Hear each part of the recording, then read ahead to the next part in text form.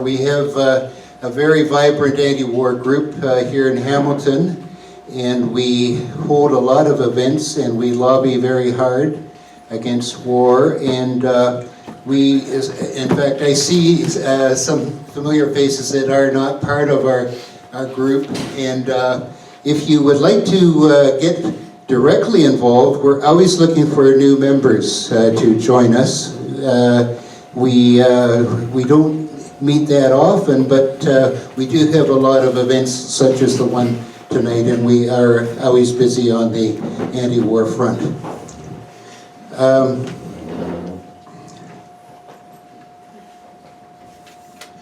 Okay, Ken, can you come up and help on the technical side?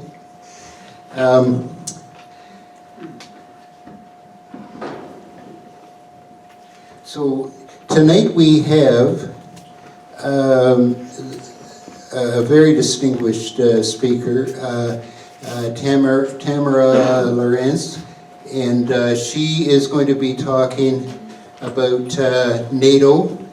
Canada has been a member of NATO for coming up to 70 years. In fact, NATO has existed for a long time, even after the dissolution of the Soviet Union and the Warsaw Pact, the entities that it was supposedly to guard against. Tamara is currently a PhD candidate in global governance at the Balsillie School for International Affairs at Wilfrid Laurier University in Waterloo. Tamara graduated with an MA in International Politics and Security Studies from the University of Bradford. And she's been actually a long period of involvement in peace and justice and a long time association with Voice of Women for Peace in Canada. So without further ado, I'd like to ask Tamara to take the podium.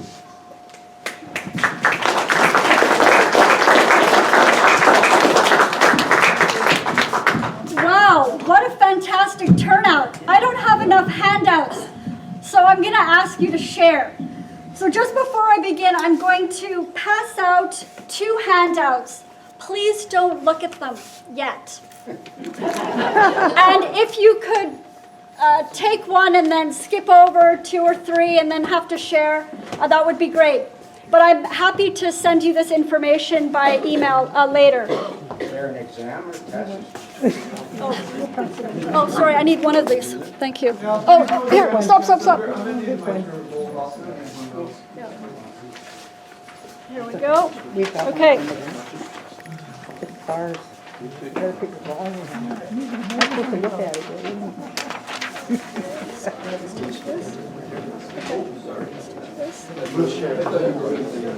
There's a test at the end.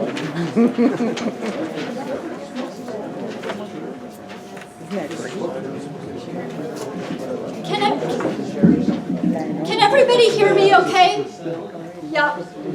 If you can't see the slides very well, please feel free to move your chair a little bit forward.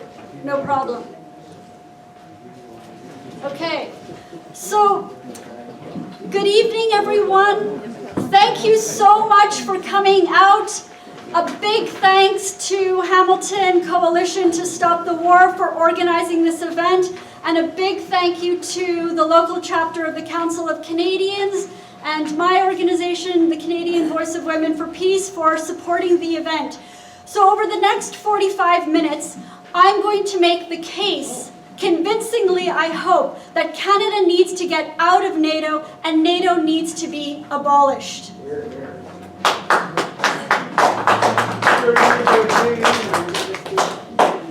20 years ago yesterday, on March 24th, 1999, NATO commenced Operation Allied Force, a 78-day bombing campaign against the Federal Republic of Yugoslavia. The airstrikes were effectively led by the United States, and they were not authorized by the United Nations Security Council. NATO justified its illegal military campaign as a humanitarian intervention to protect the autonomous province of Kosovo against Serbian aggression.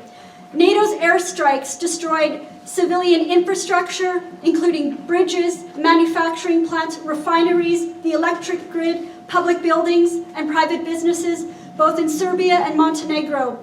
Estimates of between 500 and 2,000 innocent Serbian civilians were killed, and over 100,000 Serbians were displaced from their homes. Our country, Canada, was heavily involved in this NATO operation. Though there was little public awareness and no parliamentary debate about our involvement in this undeclared war against a sovereign state, the Liberal government at the time, under Prime Minister Jean Chrétien, sent a squadron of 18 CF-18 fighter jets and deployed over 1,300 soldiers. The Canadian fighter jets flew 678 sorties during the war and launched 361 laser-guided bombs and dropped 171 regular 220-kilogram bombs. According to Defense Minister Art Eglinton, so highly did NATO think of Canadian military expertise that Canadian pilots were asked to lead more than half the missions in which they took part. Canadian General Ray Honold stated, "We flew 10% of all NATO airstrikes. Canadians were certainly considered to be among the best and proved themselves to be an A team." The CBC later reported that 25% of Canada's so-called smart bombs missed their targets. Canada's military operation cost over $700 million. More importantly, James Bissett, a retired Canadian diplomat who had served as Canada's ambassador to Yugoslavia and had responsibility for Albania and Bulgaria from 1990 to 1992, argued at the time that NATO's bombing of Serbia was a flagrant violation of international law, the UN Charter, and even NATO's own treaty. Article 1 of the NATO treaty requires NATO to settle any international disputes by peaceful means and to refrain from the threat or use of force in any manner inconsistent with the purposes of the United Nations. In an article in 2000 in the Globe and Mail, Bissett wrote, "Our political leaders and much of the media have said that the bombing of Yugoslavia was launched to stop ethnic cleansing and atrocities. This is a myth. All the evidence shows that there were approximately 2,000 casualties in Kosovo up to the time of the NATO bombing, and by any standard, not an extraordinary number considering that a civil war had raged since 1993. By contrast, the number of Yugoslavian civilians killed by the NATO bombing is reckoned to be well over 2,000. The United Nations estimated that close to 200,000 ethnic Albanians were displaced before the NATO airstrikes even started. Again, a deplorable figure, but not surprising given that these people were driven from their homes as a result of the civil war. After the NATO bombings began to fall, more than 800,000 Kosovars were forced to flee. So much for humanitarian intervention. Historian David Gibbs concurred in his book, First Do No Harm, Humanitarian Intervention in the Destruction of Yugoslavia. Gibbs carefully examined the breakup of the former Yugoslavia from 1991 to 1999, and he challenged the narrative that NATO's bombing campaign prevented ethnic cleansing and helped to end the civil war.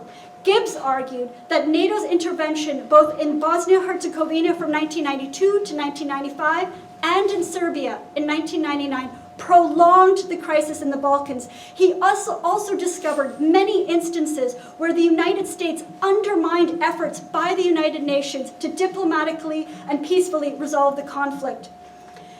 In his Globe and Mail article, Bissett also stated that NATO's bombing of Serbia was a tragic mistake with dreadful human and financial costs, and an unmitigated failure with far-reaching implications for world peace.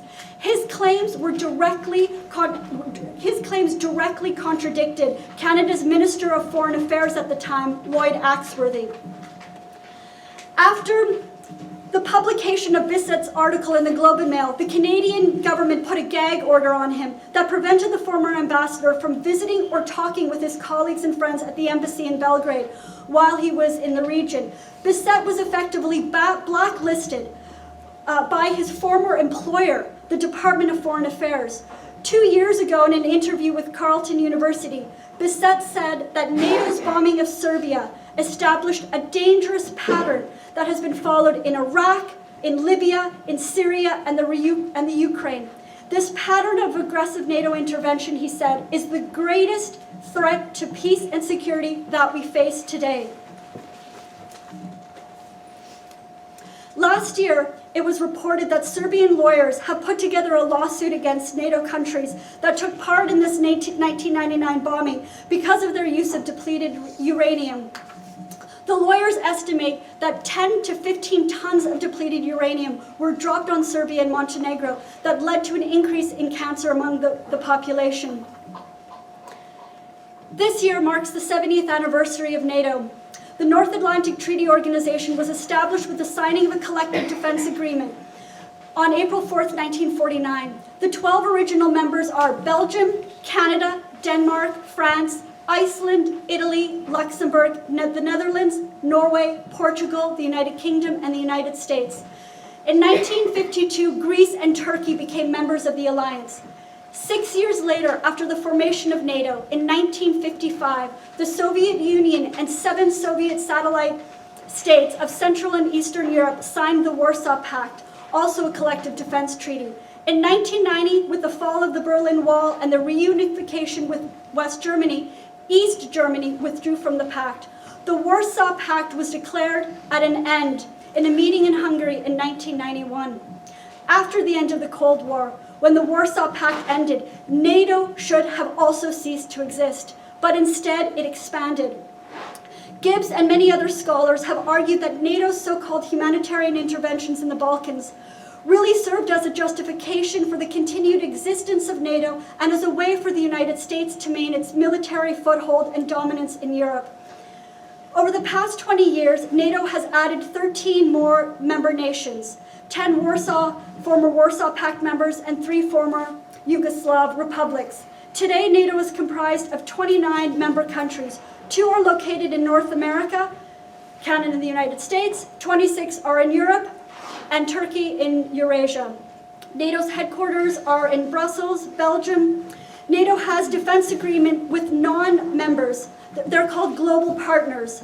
And these partners include Afghanistan, Australia, Iraq, Japan, the Republic of Korea, Mongolia, New Zealand, and Pakistan. In 2014, Sweden and Finland signed host country support agreements with NATO. These are all of the NATO members, a map in the green showing the 29 members of NATO. Last November, Sweden and Finland participated in NATO's Operation Trident Juncture, the largest NATO war exercise since the end of the Cold War. The military exercise involved 50,000 NATO soldiers and personnel deployed along the Norwegian coastline, the North Sea, and the Baltic Sea. Canada sent 2,000 soldiers, plus frigates, fighter jets, and aerial refuelers. This was a provocative and destabilizing exercise so close to Russia's borders. This is the website from Canada's participation in Trident Juncture. It was a three-week exercise from the end of October to the beginning of November. Last May, Colombia announced that it would join NATO as a global partner, making it the first Latin American nation in the alliance. You might have seen in the news last week that when President Bolsonaro was meeting with Trump in Washington, President Trump asked him for Brazil to join NATO. Oops. The Supreme Allied Commander of NATO has always been an American general. The first Allied commander was U.S. Army General Dwight D. Eisenhower. The current Allied commander is U.S. Army General Curtis Scaparotti. The U.S. dictates and dominates NATO. The Secretary General of NATO is Jens Stoltenberg, the former Norwegian Labour politician. Last April, Stoltenberg was in Ottawa to meet with our Prime Minister. They had a joint press conference and announced the launch of a social media campaign in Canada called We Are NATO. During the press conference, Stoltenberg said to Trudeau, "And let me also commend Canada for investing more in defense. After years of decline, defense spending in Canada is now increasing, and I welcome your government's commitment to make further increases. NATO's Secretary General came here to pressure us to increase our military spending. 3 years ago, on June 29, 2016, at the end of his presidency, President Obama came to Ottawa and gave a final address to our parliament. The chamber and the gallery were full of elected officials and dignitaries that day. At the halfway point of his speech, Obama said, "Meanwhile, when nations violate international norms and rules, such as Russia's aggression against Ukraine, the United States and Canada stand united, along with our allies, in defense of our collective agreement, a collective security. Doing so requires a range of tools like economic sanctions, but it also requires that we keep our forces ready for 21st century missions and invest in new capabilities. As your ally and as your friend, let me say that we'll be more secure when every NATO member, including Canada, contributes its full share to our common security. Because the Canadian Armed Forces are really good. And if I can borrow a phrase, the world needs more Canada. We need you. We need you." The entire audience clapped and cheered when he made those remarks. And at the end of the speech, our elected politicians started to chant, "4 more years, 4 more years." Not one of our elected officials sat down, refused to clap, protested, turned their back, walked out, spoke out, or denounced his remark. There was no dissent by any politician or any media commentator. Shame. President Obama came to Canada for his last time as a bagman for NATO, prodding us to turn over our precious public dollars to this US-dominated, dangerous military alliance. Canada and the United States are facing a climate crisis, a poverty crisis, and an opioid addictions crisis. And President Obama demanded that we spend more money on NATO. You can watch and read the full transcript of his speech online. Every year, NATO publishes its defense expenditures report and ranks members on their level of military spending. The combined military spending of NATO members is almost $1 trillion. According to the Stockholm International Peace Research Institute, SIPRI, this represents 75% of global military spending. This is the ranking of the highest military spending countries in the world. This is the latest report, and you can see at the top there is the United States at over $600 billion, China second at approximately $200 billion, and you can see there that Russia is fourth at $66 billion, about 1/10 the amount that the United States spends. And then you've got India, France, the UK, Japan, and then there's Canada, ranked 14th, and this is in US dollars. This is a slide from SIPRI that shows countries that engage in most of the arms exports. And if you look carefully at the graph, you can see it's mostly NATO members. So the US, the UK, Germany, France, and even Canada are in the top 25 largest weapons manufacturers. At the 2014 NATO summit in Warsaw, alliance members made a commitment to spend 2% of their GDP on defense. For the past 5 years, NATO Secretary General and the US President have regularly scolded members for not reaching this target. But this NATO target is a trick. It's a ruse. Using the 2% of gross domestic product doesn't sound like much. It's only 2%. But here's the ranking, the NATO ranking of members that have reached the 2% target.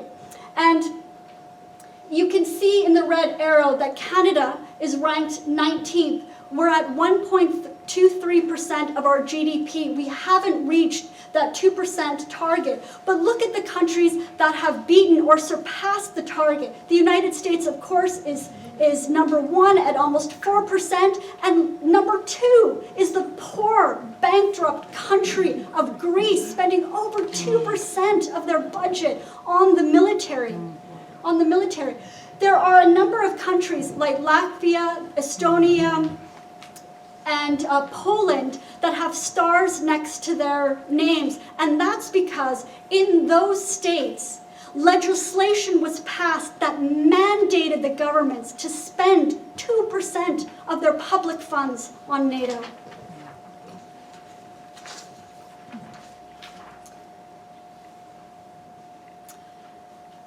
Canada is ranked 19th in terms of GDP, yet on an actual cash basis, among all NATO members, Canada is ranked 6th. And in the world, as you saw from the previous slide, according to SIPRI, Canada is 16th highest for military spender.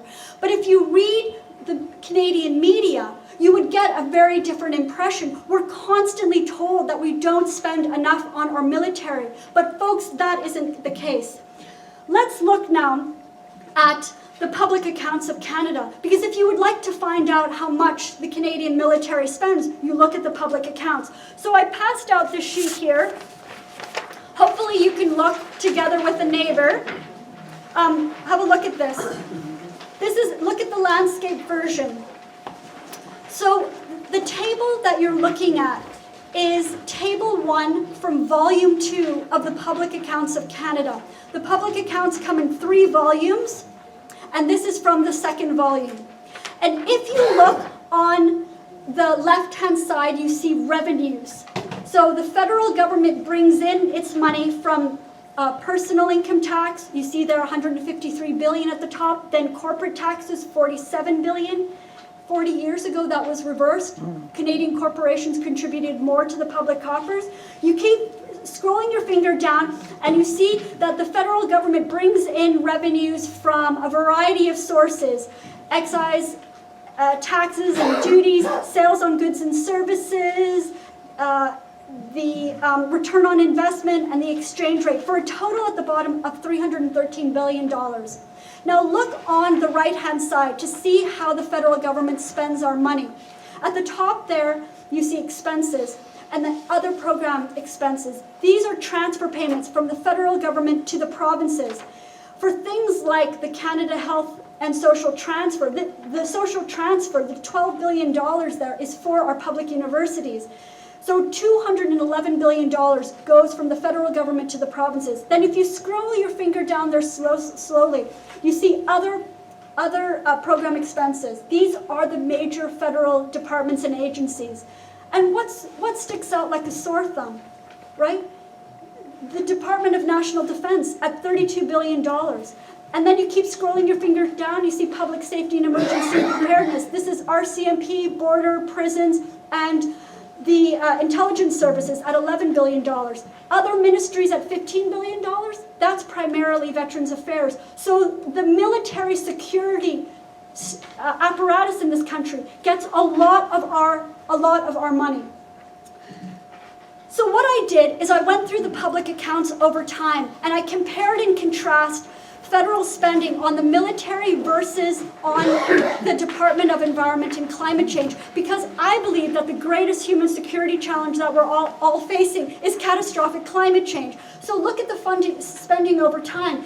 In 1997, the federal government spent $8 billion on the military. Last year, $32 billion. However, spending on the Department of Environment, the lead agency in climate change, has flatlined at about $1 billion over the last 20 years, even though we know that the climate and ecological crises are getting worse.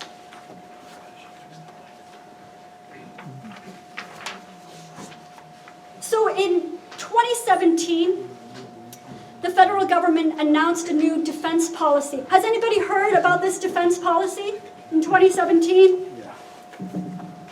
Strong, secure, and engaged. Try to get this to work better for you. Can you speak directly into it? Can you hear okay?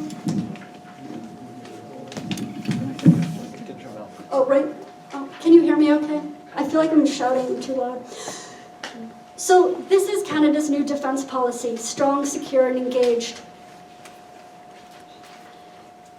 In that new policy, Canada is going to be spending $598 billion on the military over the next 20 years. We're going to be buying more fighter jets, building more warships, buying attack helicopters, armed drones. We're going to be recruiting more soldiers, and we're going to specially target Indigenous people, women, and ethnic minorities. This defense policy was very much driven by Canada's membership in NATO and our strong alliance with the United States. There was no political dissent in the House of Commons against this new defense policy. The NDP said that this spending wasn't enough and we needed to spend more. What? So, what is Canada doing with all of this military spending? There is a common misperception that Canada is a peacekeeping country. These are the latest statistics from the UN peacekeeping force. We haven't been doing peacekeeping seriously in the last 20 years.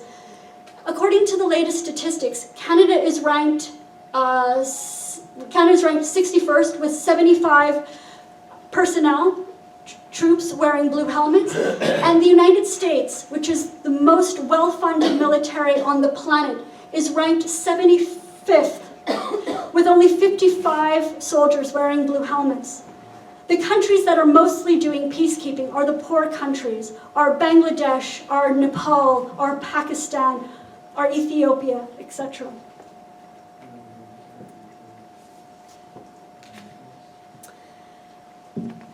To maintain ongoing political support for NATO, there is a Canadian NATO Parliamentary Association. 34 senators and 253 members of parliament are involved.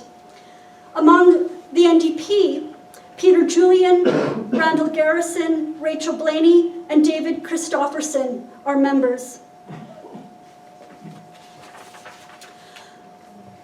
The Parliamentary Standing Committee on National Defence is also a supporter of NATO.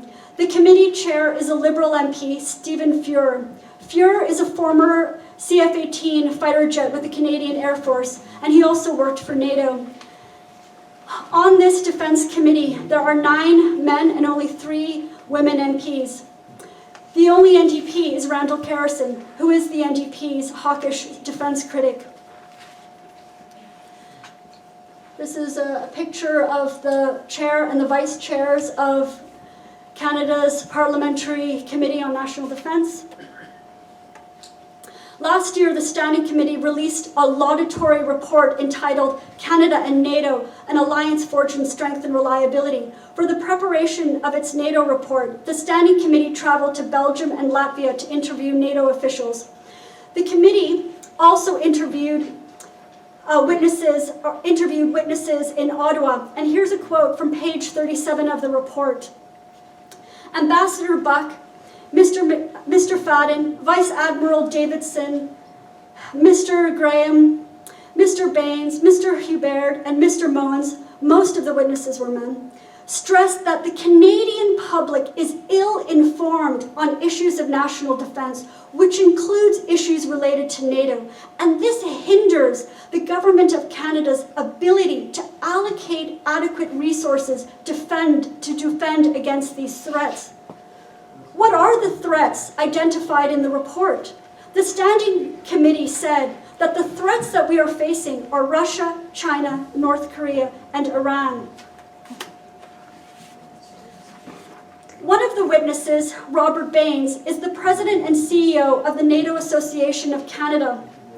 The association has its headquarters in downtown Toronto. In January, I launched a monthly protest against this association outside their office, and Jerry has been joining me. If you go to the NATO Association of Canada's website, you will see that they are funded by US weapons giant Lockheed Martin and General Dynamics. Both of these companies are involved in the production of nuclear weapons in the US and the UK. 3 of NATO's members are nuclear weapon states: the US, the UK, and France. All three countries are currently spending tens of billions of dollars to modernize their nuclear arsenal. NATO relies on their dangerous nuclear deterrence and refuses to disarm. And it is because of our participation in NATO that Canada will not join the new UN treaty to ban nuclear weapons. As you may know, in 2017, the international campaign to abolish nuclear weapons won the Nobel Peace Prize for its efforts to bring about this new UN treaty to ban nuclear weapons. Setsuko Thurlow, a Canadian-Japanese woman who is a survivor of the US bombing of Hiroshima, co-accepted the prize with Beatrice Finn. So there's a picture of Beatrice on the left and Setsuko Thurlow on the right. Our Prime Minister has refused to meet with Setsuko Thurlow and talk to her about Canada joining this new UN treaty. And he hasn't even congratulated her on winning the Nobel Peace Prize. NATO's long war in Afghanistan has been disastrous, deadly, and destabilizing for the region. This past January, the New York Times reported that the US propped up government in Kabul is faltering and the Taliban control large swaths of the country. In support of the US and NATO intervention in Afghanistan from 2002 to 2014, Canada sent 40,000 troops and special forces. You might recall that the federal government told Canadians at the time that our military was being sent to Afghanistan to topple the Taliban regime and to help girls go to school.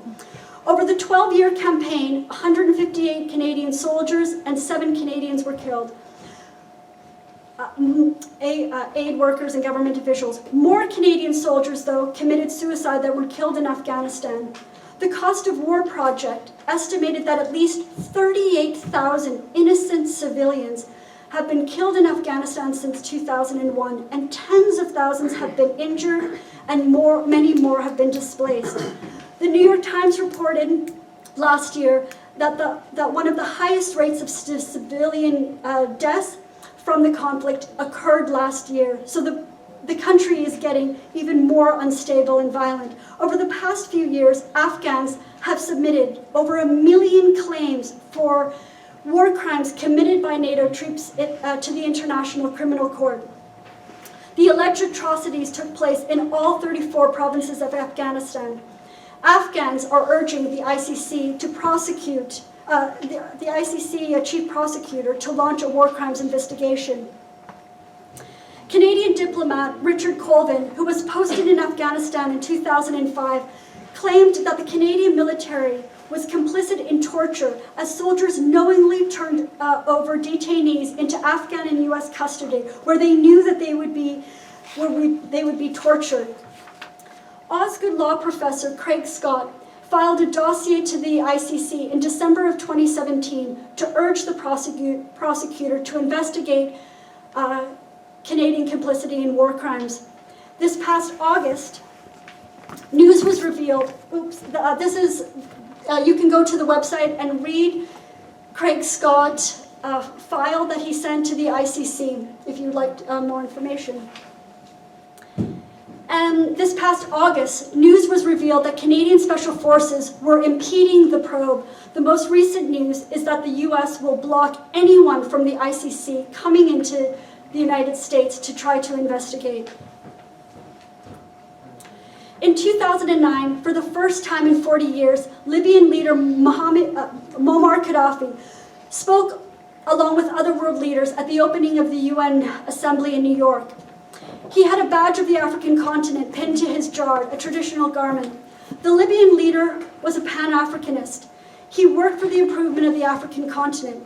At the time, Gaddafi had been working with other African leaders on the establishment of an American investment bank, a development bank, the African Central Bank, the African Investment Bank, the African Central Bank, the African Monetary Union, and a gold-backed Pan-African currency.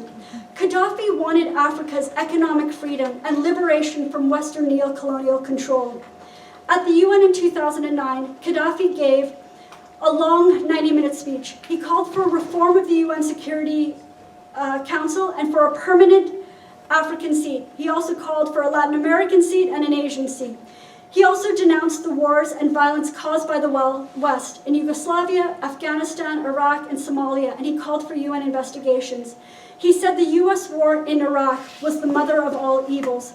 Gaddafi went further, and he said, another matter that should be voted on the General Assembly is that of compensation for the countries that were colonized, so as to prevent the colonization of the continent, the usurpation of its rights, and the pillaging of its wealth from happening again. Why are Africans going to Europe? Why are Asians going to Europe? Why are Latin Americans going to Europe? It is because Europe colonized those people and stole the material and human resources of Africa, Asia, and Latin America. The oil, minerals, uranium, gold, and diamonds, the fruit, vegetables, and livestock, and the people. Use them. Let us have the wealth that was stolen from us. The Libyan leader's speech can be watched and the transcript read on the UN website. But if you looked at the media coverage the next day, he was mocked and his speech was ridiculed. But I encourage you to actually read what he said because I think his words were dangerous. 2 years later, the West fanned the flames of a violent uprising in Libya during the Arab Spring. The New York Times reported that US organizations like the National Endowment for Democracy and Freedom House had funded groups involved in the uprising. In March of 2011, NATO used the responsibility of protect doctrine to enforce a no-fly zone to ostensibly protect civilians from Gaddafi's forces, and later launched airstrikes against targets in the country. The US and other NATO allies rejected Libya's and the African Union's plans that were put forward for a peaceful resolution. Canada acted quickly and sent 500 soldiers, 11 fighter jets, and 1 frigate. It was Canadian Lieutenant General Charles Bouchard who commanded the NATO mission and led the airstrikes. NATO conducted almost 10,000 strikes, dropped over 7,000 precision-guided bombs during the 7-month campaign. The New York Times reported that dozens of civilians were injured and killed from the airstrike. The NATO intervention led to a refugee crisis with Libyans and other displaced Africans fleeing across the Mediterranean. And this Canadian Lieutenant General, when he retired from the Canadian Forces, became the president of Lockheed Martin Canada and is putting pressure on our federal government to buy Lockheed Martin F-35 fighter jets. Horace Campbell, professor of African American Studies and Political Science, argued in his book, NATO's Failure in Libya, Lessons for Africa, that the NATO intervention in Libya was a regime change operation to secure Western access to Libya's resources and give US AFRICOM a foothold on the continent. In 2010, prior to the NATO intervention, Libya was ranked 7th for the size of its crude oil reserves. It also had a huge gold reserve and was considered Africa's richest nation. After NATO's intervention, Libya is now a failed state and its economy is in shambles. The US has continued to carry out airstrikes. The interim government has tenuous control of the country, and there continues to be a violent, chaotic civil war that rages among various militias with no end in sight. Just quickly, NATO currently has multinational battle groups in Eastern Europe that are dangerously provoking Russia. Canada is leading the NATO battle group in Latvia and training soldiers in Poland and the Ukraine. Let's have a look at the map. So NATO and Canadian forces are in Latvia, in Poland, in the Ukraine, right on Russia's border, even though we made a commitment at the end of the Cold War that we would not move towards Russia's eastern border. We wouldn't move east to Russia's border. I quickly want to mention the problem of pinkwashing of NATO. NATO has appropriated the UN Security Council agenda,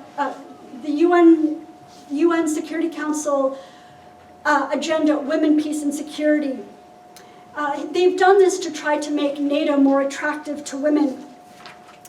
because NATO is a male-dominated military alliance. The average number of women in the armed forces of NATO members is 10%, but we definitely don't want more women joining the military.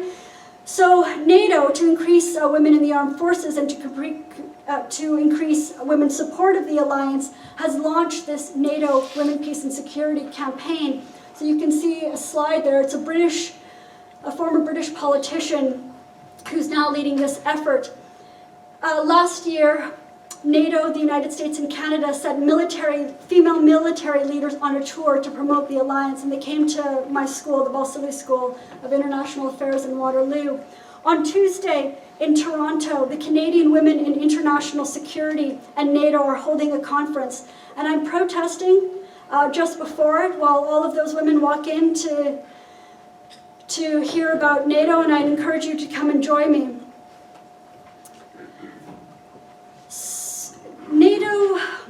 NATO's propaganda and its pinkwashing must be countered.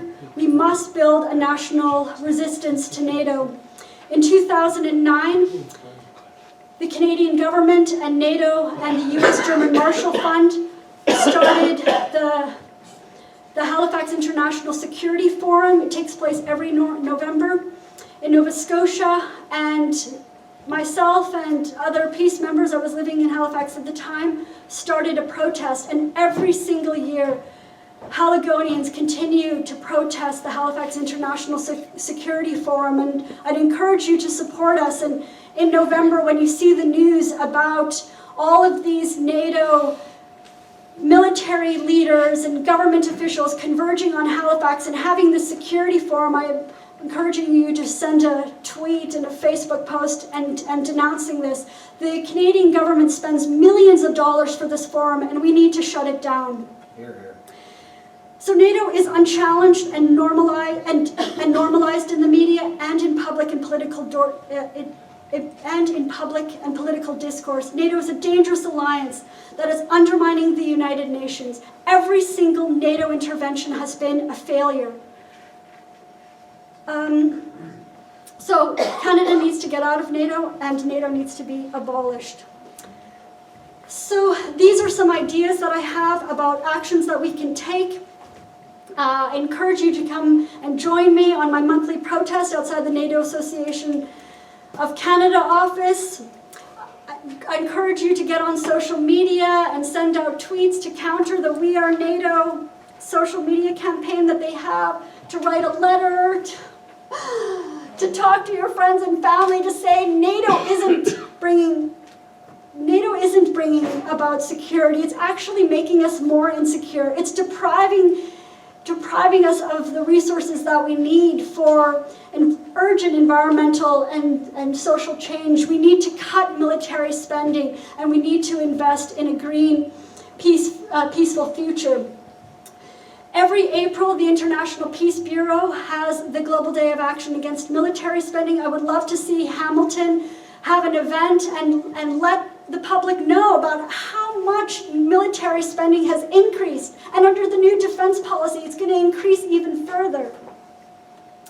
So this is a picture of myself and a couple of other people outside the NATO Association of Canada office. It was -27 and really, really cold. And those are my handwritten signs. And there's Robert Baines. He's the CEO of NATO. And he came out, I should say, when I was on the bus from Waterloo to Toronto to have my first protest, the association sent me a message on Twitter, and they said, "Tamara, it's very cold. We hope that you bundle up and stay warm. And if you would like to have a civil conversation in our office to talk about NATO, we would be happy to engage you." And when he came out, I said, "I have a better idea.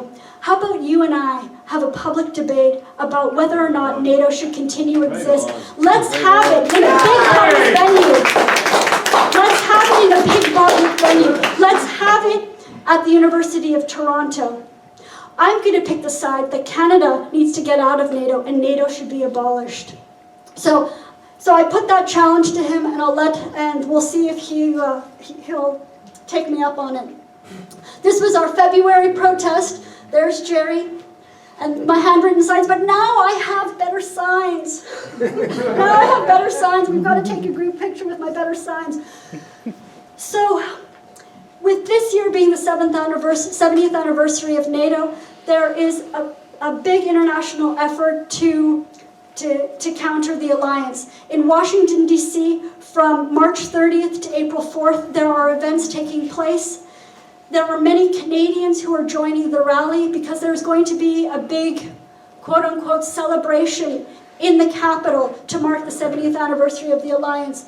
So a number of peace organizations, including the Canadian Peace Congress, Canadian Voice of Women for Peace, are part of this mobilization, and I've been on the steering committee.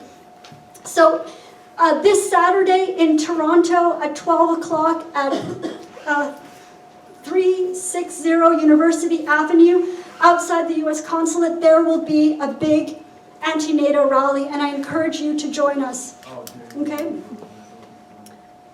So I would like to leave the final words to Dr. Martin Luther King Jr. It's an inauspicious day, April 4th, because on April 4th, 1967, Dr. King gave his most profound and most important, but his least known speech called Beyond Vietnam, A Time to Break the Silence. And in that speech, Dr. King said many amazing things. I encourage you to take 20 minutes, find the speech online, or send me an email, and I'd be happy to show you the speech, and read the speech because his message is just as urgent and timely today. Dr. King said, "Our only hope lies in our ability to recapture the revolutionary spirit and to go into a sometimes hostile world, declaring eternal hostility to poverty, racism, and militarism. We have to stop NATO's militarization of the world. We have to stop NATO putting pressure on countries like ours to increase military spending. We have to work together to get Canada out of NATO and to abolish NATO. And don't dismiss this idea. Don't think it's possible. Just consider this. About 10 years ago in the United States, the idea of single-payer universal health care was not even on the table. Remember, in the health care reform, Obama didn't even include that option on the table. Now, all of the Democrat leaders practically are talking about Medicare for all, universal single-payer health care. So if they can do it on that, we can do it on NATO. We've got to work together here in Canada and around the world to end NATO, and we can do it. Thank you.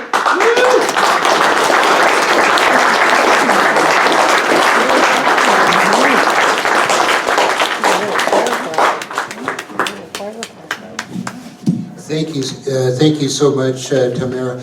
I'd like to call on Daniel Nybert from the Hamilton Council of Canadians to thank our speaker.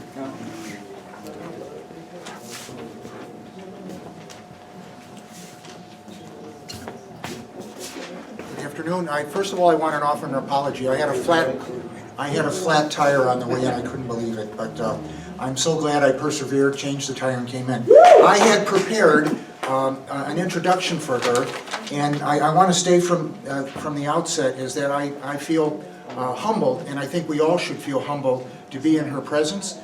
This woman has put together an irrefutable presentation here. I mean, the facts and figures that she has researched and displayed is just extraordinary. I've done a lot of schooling myself, not anywhere near what she's done, which you'll hear about shortly, but I don't think I've ever attended a speech or a lecture that was so factually based and so reasonable and rational in its conclusions. So having said that, Ms. Lorincz is, she's a PhD candidate in... They said that already. Oh, they said that already? Yeah. Oh, okay. The whole thing even, huh? They said the whole thing. Oh, all right. Well, I'm sure you'll agree with me that this was just an extraordinarily illuminating and insightful and informative presentation. It needs to be on YouTube. I'm sorry. The presentation needs to be on YouTube. Well, the more people that see this, the better. I mean, I would agree with that. It was just we're paying the wrong person. We should be worried about health care and social assistance and indigenous issues and all these other things. And that's what she's telling us today, that we need to redirect our tax dollars to the appropriate people and causes. And this is wasteful. This is, from my perspective, and this is an editorial comment, and I apologize for this, but it borders on being immoral to put this kind of money towards the purposes that it's used for. So again, my thanks to Ms. Lorincz for her speech. Thank you, Daniel. Before we get to question and answer, we have some important announcements, and Tamara's already mentioned this in her presentation, but I call on Jerry Bonello to talk about the Saturday demonstration.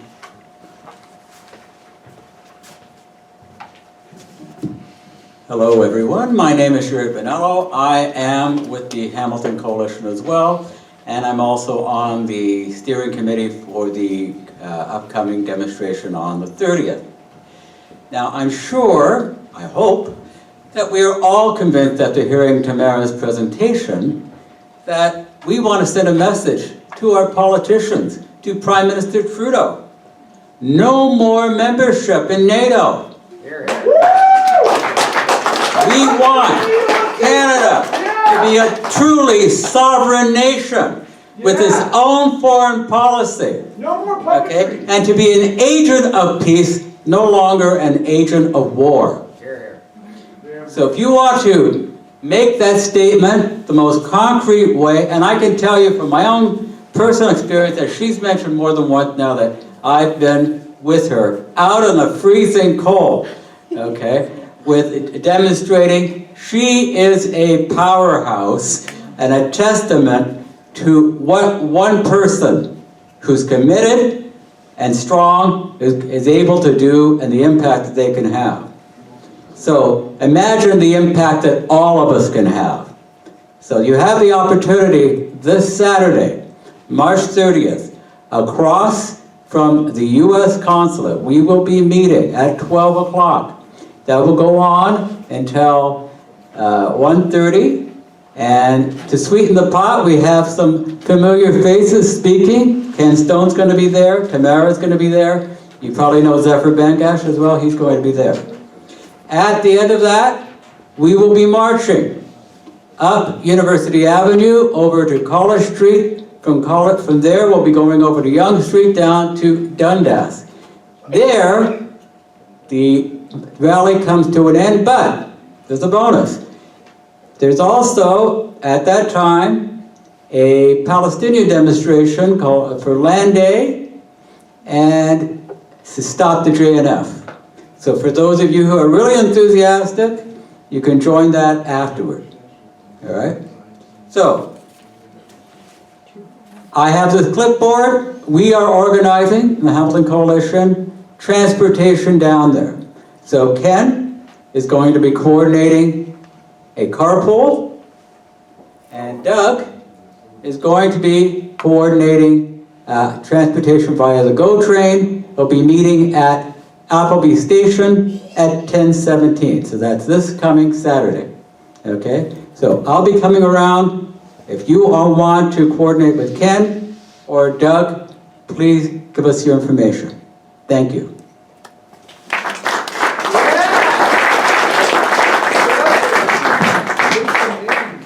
Thank you, Jerry. And just on the at Appleby, that's where I board the train. That's the significance of Appleby. But if you can start the trip at the Hamilton GO Center or at Aldershot GO Station, and that way you don't have to worry about parking. And we went not so long ago for a demonstration against the attempted coup in Venezuela, Ken, and a number of us here in very cold weather. It's not going to be so cold this weekend, so that's all very good. But we meet on the... Oh, yeah, for those that want to do the GO train, the middle car, the accessibility car, because it's so easy to find, Although eventually we'll probably move up a level to leave room for those that need it for their strollers or whatever. Okay, and I'm going to now call on Ken to talk about our cost.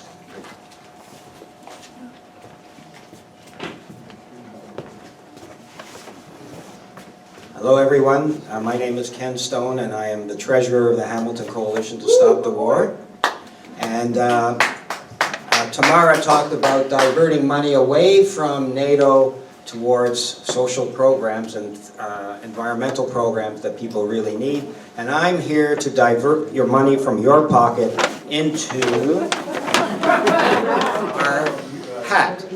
So I'm asking you to dig deeply into your pockets. I know some of you people have very deep pockets and others don't have quite as deep, but we'll take anything you have, coins, paper currency, we'll even take checks, Barbara Burrows. And so, when I come around, would you please throw something in the bucket to help pay for this event, and for the demonstration on Saturday, and for all the other expenses that go into our work. And by the way, I wanted to mention that next month we are hoping to have, 4 weeks from tonight, no other than Eva Bartlett, famous Canadian independent journalist who will be on a tour, we think, of Central Canada, and she'll be reporting from her trip to Venezuela. So please help us out by throwing something in the bucket. Thank you. Yeah, thank you, Ken. So we have some announcements. Robert? I'll make that announcement. Oh, okay, so Ken, you do that a bit later. Rabbi David Missaver, you have a petition you want to tell us about. Yeah, hi. So my name is David Mivaser, and I've been asked to speak for 2 or 3 minutes. And I do want to get your attention before you walk out. Jerry just talked about a demonstration for Palestinian Land Day that's also a protest, he said, against the JNF. So the JNF is the Jewish National Fund. It's an organization that acquires land in Palestine for the exclusive use of Jews. It currently owns something like 16% of all the land inside the state of Israel, and it controls about 90% of all the land. And it's exclusively for Jews, people who used to live on that land that was taken away from them, their homes demolished, their villages disappeared and planted over by trees to make it look like a park, aren't even allowed to rent on that land. And this organization, the Jewish National Fund, has charitable status in Canada. And I'm leading up to a point, so stay with me here for another minute or so. So every year in Canada, the Jewish National Fund is able to raise money for that operation that I just talked about. They raise about $30 million a year, which is tax deductible. That means that people can give $1 million to take over Palestinians' land and take $1 million off of their income for Canadian taxes. The Canada Revenue Agency knows about the Jewish National Fund's violations of Canada's tax law. It violates a number of tax laws. A number of us filed a complaint with the Canada Revenue Agency about 1.5 years ago. There's been no outcomes of that. So in January, we launched a legal, formal, parliamentary petition. This is a petition in Parliament that will be presented to Parliament, and the Government of Canada is obliged to respond to it. And that's the point that I'm getting to here. And any Canadian can sign this petition. The more signatures on the petition, the more weight it will have. The more people in Parliament will think people care about this and maybe do something about it. So I've brought a laptop. It's on that table over there. You can see the laptop if you turn your head and look that way.